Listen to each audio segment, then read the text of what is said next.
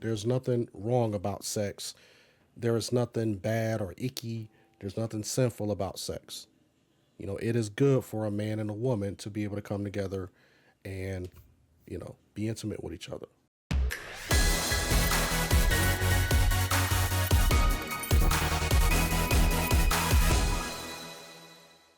All right. So the second thing I want to point on as well is set time aside for intimacy. All right. So, which is one of the things that I hear a lot of men complain about. Sometimes, periodically, I hear this complaint from women is that a woman does not set aside time for intimacy with her husband, and then sometimes men they may not want to have or set aside time for intimacy with their wives. All right, but I think that more so, I hear more men complain about being in marriages to where their wives are not having sex with them more than the women are complaining about men, their husbands not having sex with them. So I do believe that you do have to set aside time for intimacy. Now, that's only if you're healthy enough to do it. All right. So, men, if you have a wife that she's dealing with some health issues and she physically can't, that's not a reason for you to get upset. All right. Don't get upset because, your wife cannot have sexual relations with you the way that you want to have sexual relations with her if she has some type of physical ailment or something that is hindering her from doing that. All right. Which, most Christian men, they kind of understand if their wife is battling with an illness or something like that. I don't really hear too many men complaining about, yeah, man, my wife, she can't physically do this, that, and the third, but she just need to find a way to, find an angle or position to where I can still get me. And it's just like, nah, you're doing a little too much. All right, you're doing a little too much. But like I said, I don't really hear anybody who complains about that. Right. So let's see what the Word of God says on intimacy. All right. So we're gonna pull this up, and this is what the Word of God says. So we are in. Hold on, wrong one. Here we go. First Corinthians chapter 7. First Corinthians chapter 7. What does Paul say? Now remember, he's writing to the Corinthians. So remember the Corinthians. They were a church that was in a highly pagan nation.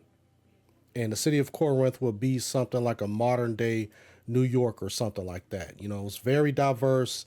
A lot of people were, they were in and out of Corinth because it was a port city. So it was a city that was like really big on trade.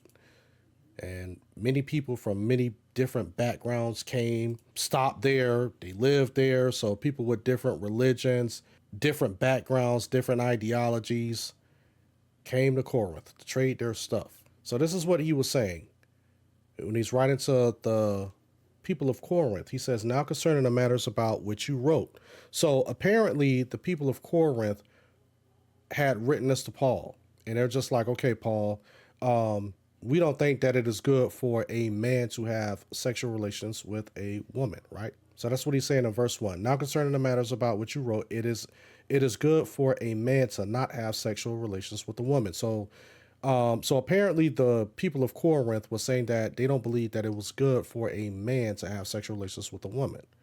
And let's see how Paul responds.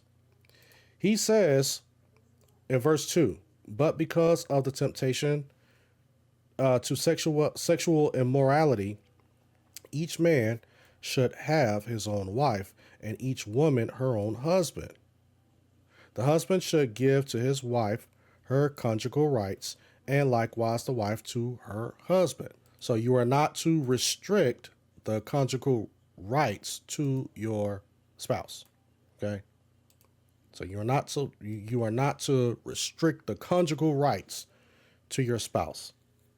And what I mean restrict is that purposefully doing it, being purposeful or being spiteful about it. Don't do that.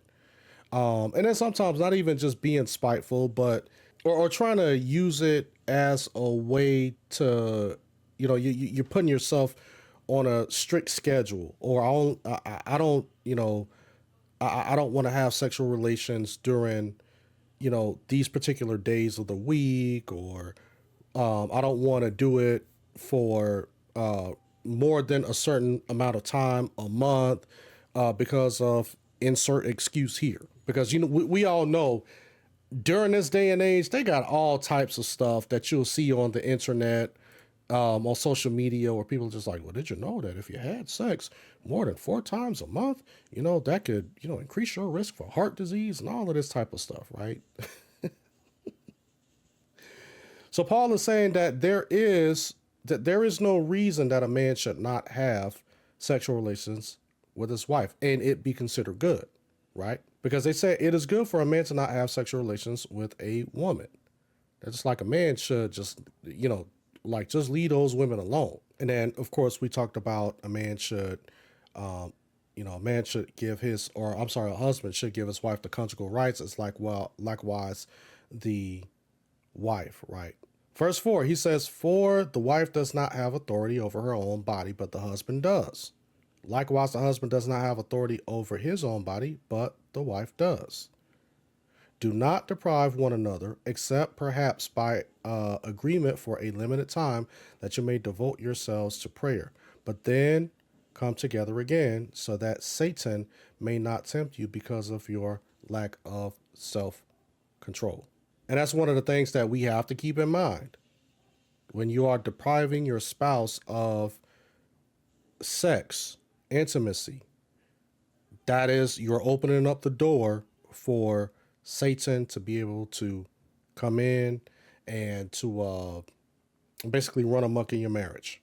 Because, sexual contact is good for a husband and a wife.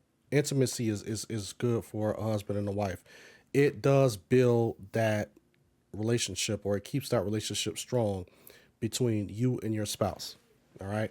That's why God ordained it. There's nothing wrong about sex. There is nothing bad or icky. There's nothing sinful about sex. It is good for a man and a woman to be able to come together and, be intimate with each other. There's nothing inherently wrong with it.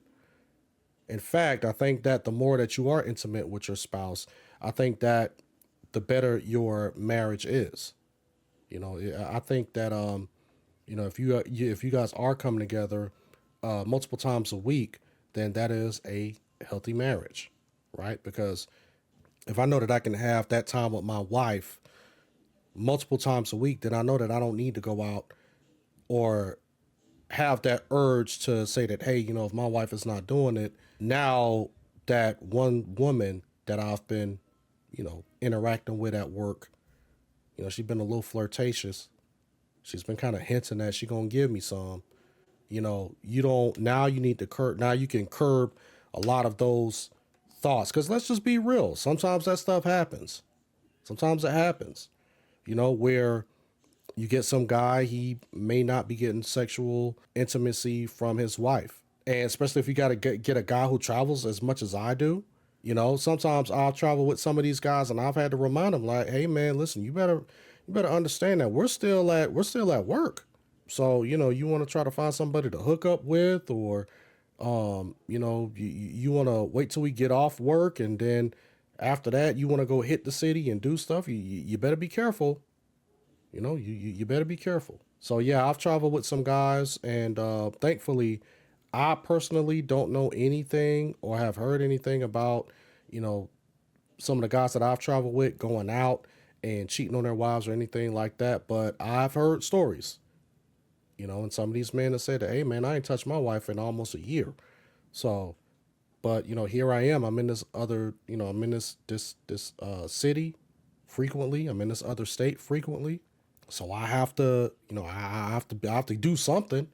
So that's what Paul is saying in this text. Do not deprive one another, except perhaps by agreement for a limited time, especially if you're like maybe going on a fast or something like that. That'll probably be the only time that you and your wife can maybe agree to say, hey, maybe we should not. Maybe right now we just need to be disciplined and kind of just, maybe not have sex. You might be on a fast to say that, okay, let's just, we're fasting. Let's deprive ourselves of certain pleasures. It could be food or, television. You may say, hey, we're really trying to connect deeper with the Lord, maybe we need to cut sex out for the next couple of weeks. That will be a good practice. But what does Paul also say? But then come together again so that Satan may not tempt you because of your lack of self-control. All right. But that's really, really important right there. Come together again. You know, don't try to be like a monk or somebody living in a monastery. Well, I'm just going to be a virgin all over again. I'm just going, you know, we just going to live as perpetual virgins. And it's just like, nah, that's not going to work. Why? Because Paul says Satan may, so that Satan may not tempt you because of your lack of self-control.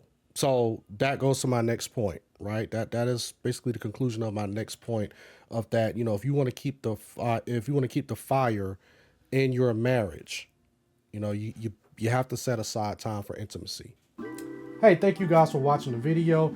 Go ahead and hit that like button. And if you like this particular content, hit that subscribe button as well if you have not done so.